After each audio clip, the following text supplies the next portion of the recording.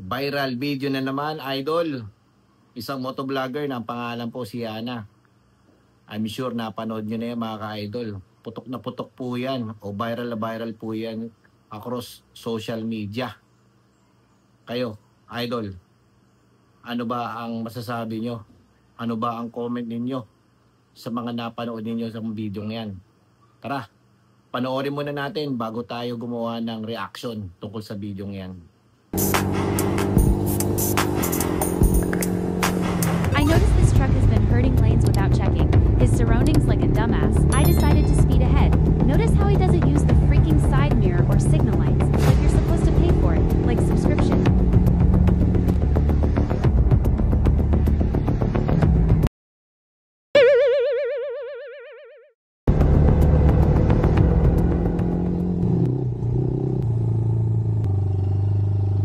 Kamusta?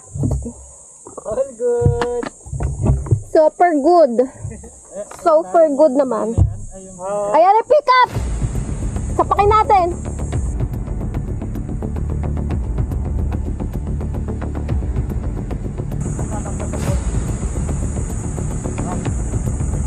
Sorry, ano? Sumamakyo ka. Bakit nga ba? Ha? Bakit nga ba? Bakit nga ba? Bakit nga ba? Alam mong lubok-lubok yung daan. You tell me. Bakit nga ba? Don't tell me. No, you tell me. You tell me. Huwag kang mamamakyo. Bakit nga ba? You tell me. Ginagit-git nyo kasi May side mirror pa, ako wala. Hindi ka gumagamit side mirror mo? Dumbass. Huwag ka doon na. Ikaw ang wag ganon. You use your side mirror. Bitches. Huwag mo itong stick ko nila. Kung ganyan ka pa, sira ulo. Wala. Pwede mo nga yung fucking plate number yan. Sorry po. Mayos ka. Paragin ko yung pangit mong pick up. Bitches. Tang ina mo, bababaan mo pa ako, gago. Hindi niya alam babae. Oo. Kapag gaganunin, tarantado ang putang ina. Relax. Oh, yan. Kita nyo na? Ano ang comment or reaction nyo tungkol sa mga nakita ninyo? In between doon sa driver ng pick-up at itong motovlogger na si Yana. Kanya-kanya tayong reaction, idol. Para sa akin, based doon sa mga napanood ko, obviously, na yung pick-up po ay palipat-lipat po ng lane. Actually, hindi mo talaga maiwasan yan kung ikaw po ay nasa lugar na medyo malubak o tipo bang parang off-roading yung lugar na dinadaanan mo.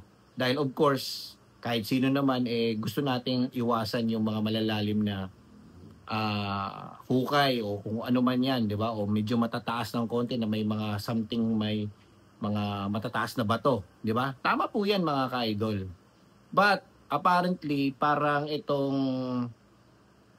driver ng pick-up, it seems that parang wala siyang pakialam kung sino yung nakasunod sa kanyang likod. At para sa akin, bilang driver, sa laki po ng lugar na yon, it seems na parang open road, di ba? Kitang-kita mo kung sino yung sumusunod sa'yo. Sa dalawang side mirror mo, maging sa rear view mirror mo. Tama po ba? And it seems that parang hindi niya masyadong pinapansin. Dahil unang-una, pick up siya. Pangalawa, motor lang naman yon. Di naman niya alam kung babae yung driver o whatsoever, di ba? So para sa kanya, go lang siya. Di ba? Karamihan naman sa mga driver ngayon, kapag may nakitang mga ganyang klaseng daanan, gustong subukan na ang pick up. Yung lakas, yung ability ng pick up na tumakil sa mga ganyang klaseng road condition. Tama po ba? Yes. Yun nga, itong naman si motovlogger, may nakitang opportunity na, oy, parang walang nakita, changing lanes kung saan-saan. Kumbaga, kung may kasalubong ito o may kasunod ito, matik po yan, mako-compromise. So, anong nasa isip nyo mga ka-idol? Since na motovlogger nga itong babae. Of course, content na yan. Di ba? Content na yan mga ka-idol. Dahil kapag merong konting, alam mo na, alitan dito, panalo na kagad ako. Unang-una, motovlogger ako. Pangalawa, babae ako. Pangatlo, okay, may mga kasama ako. Pang-apat, mali yung ginagawa niya. Yun nga lang, yung kanyang pagko-content ay nauwi sa malaking pagkakamali. Di ba? Dahil ang dami niyang sinabi at sinusubukan niya ang pick up. Ikaw, idol, bilang driver ng isang motor o let's say enduro yung ginagamit mo. Kapag may nakita kang pick up sa harapan mo na parang, alam mo yun, yung akala mo bupalo yung nasa harapan mo, anong gagawin mo? Makikipaghabulan ka ba? O susundan mo lang o didistansya ka? 'Di ba? Ano ba yung tamang pagmamaneho? Lalo na kapag ganitong klaseng road condition at nakita mo yung nasa harapan mo mukhang nagpo 4x4. Siyempre didistansya ka, idol, 'di ba? Regardless kung ikaw ay motovlogger, lalo na kung ikaw ay motovlogger, idol, matik po 'yan na ikaw po ay public figure. So kailangan maging mahinahon ka sa daan. Kailangan be responsible, lalo na kung ikaw ay public figure. Di ba? Kumbaga, maraming nagpapalo sa iyo, dapat nasa tama ka palagi. Dapat defensive ka. Di ba? So, ang ginawa niya, may opportunity akong singitan nito. Sige, kahit nag-changing lanes to, sige, habulin ko. Total, nakamotor naman ako. Di ba? So, ito si lalaki, si driver, tuloy lang, nakita niya talagang sumisingit siguro itong motor, pininahan niya ng konti. Dahil kung hindi niya nakita yon, matik or malamang mahagip niya itong motovlogger. Dahil sa naka-pick up siya at trying itong sumingit ang motor, sinubukan niyang pinahan. Ang akala niya, yung driver ay lalaki. Yung pala, babae. So, nangyari, sige, go lang. Nung nakalagpas si babae, biglang dirty finger ngayon. Kitang-kita, di ba? Sa video. Dirty finger.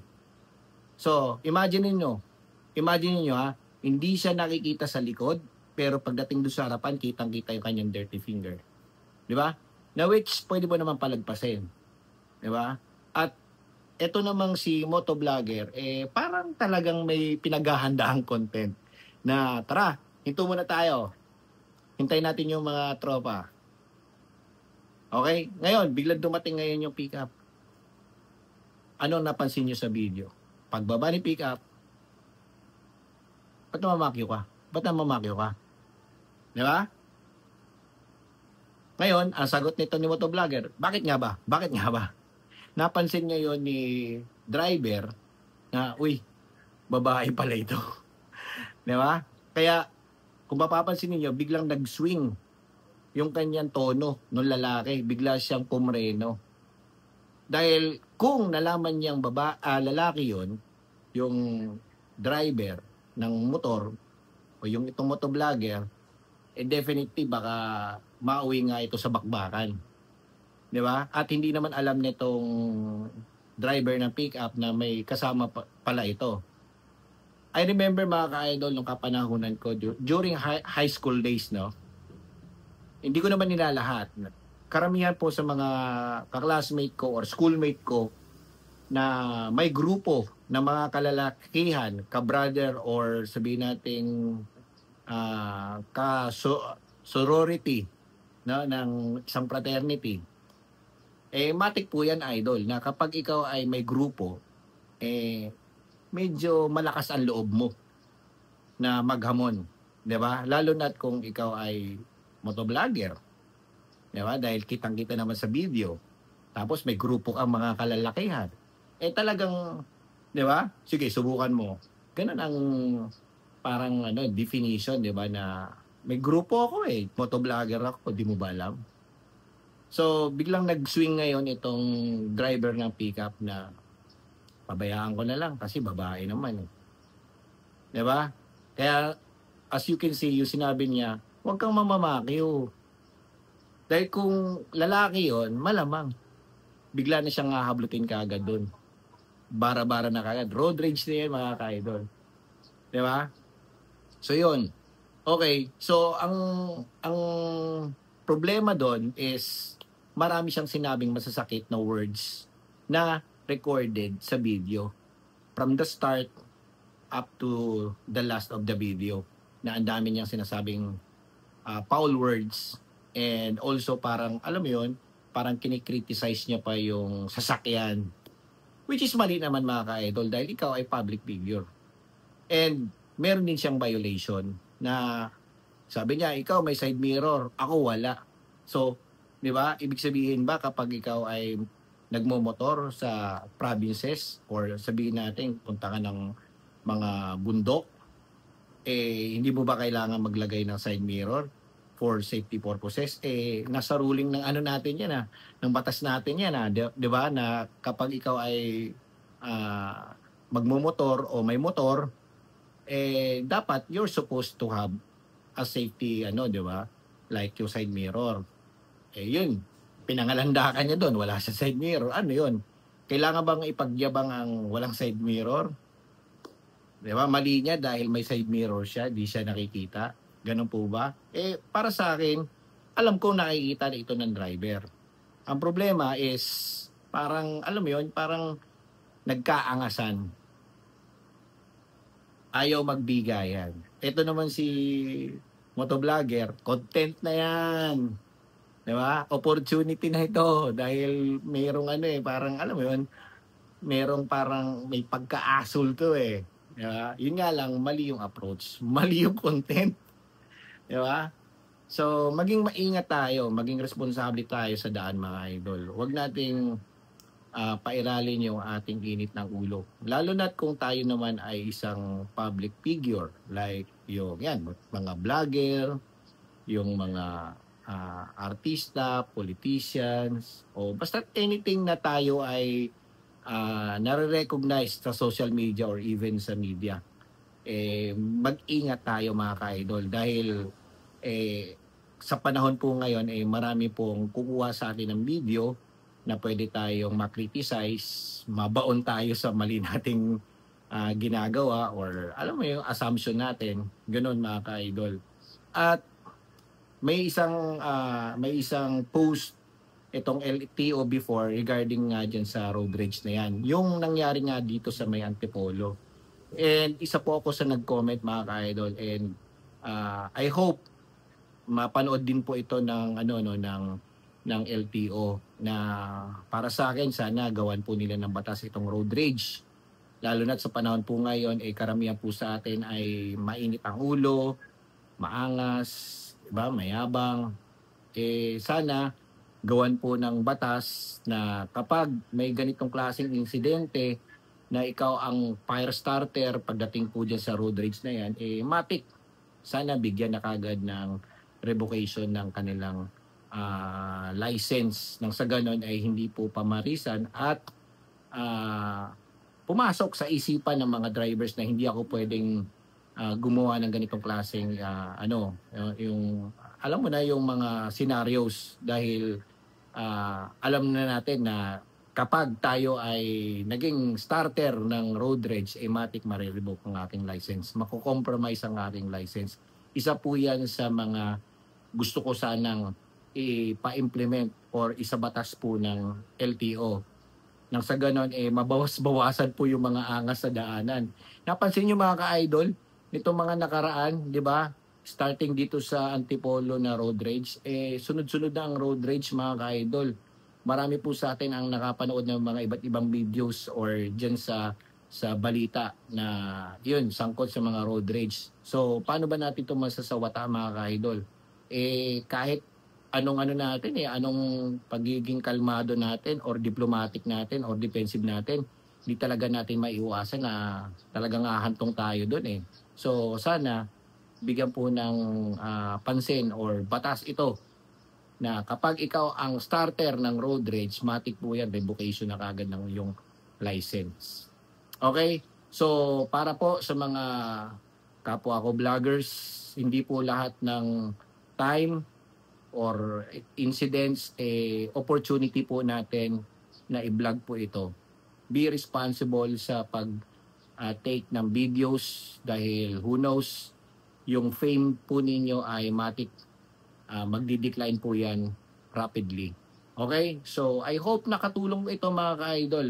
It's just a lesson in between two parties, no? And doon naman sa driver ng pickup, boss, kung maaari lang sana, kapag may nakita po kayong ganito sa likod ninyo or sa harapan po ninyo or even sa gilid po ninyo, since na kayo naman po ay naka 4 wheels, mag-ano po kayo, kumbaga ilagay po ninyo sa tama ang inyong pagmamaneho.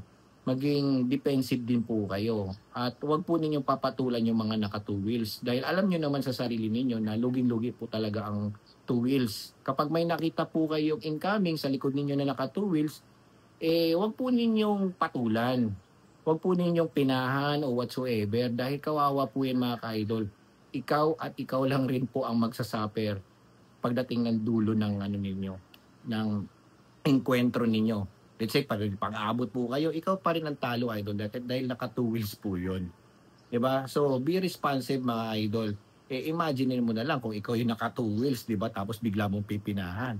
Anong mararamdaman mo? Of course, nagalit din yung motovlogger dahil alam naman yan na ikaw ay may side mirror at kitang-kita mo po siya sa likod. Lalo na't open road yung dinadaanan po ninyo. Diba? Matik yan mga ka-idol na kailangan po nating mag-giveaway doon sa mga naka 2 wheels dahil kung kayo po ay umiilag sa mga malulubak, same lang rin po sa kanya. But syempre, itong mga naka 2 wheels, medyo maiksi lang po ang patience na magmabagal ng takbo dahil hindi natin alam kung ano yung purpose kung bakit kailangan nilang magmadali. Okay? So I hope nakatulong po ang video ito mga ka-idol. Lesson na rin po ito sa lahat po ng mga motovloggers, mga vloggers, at yung mga kababayan po nating motorista. Thank you for watching kay The Carlon Expert.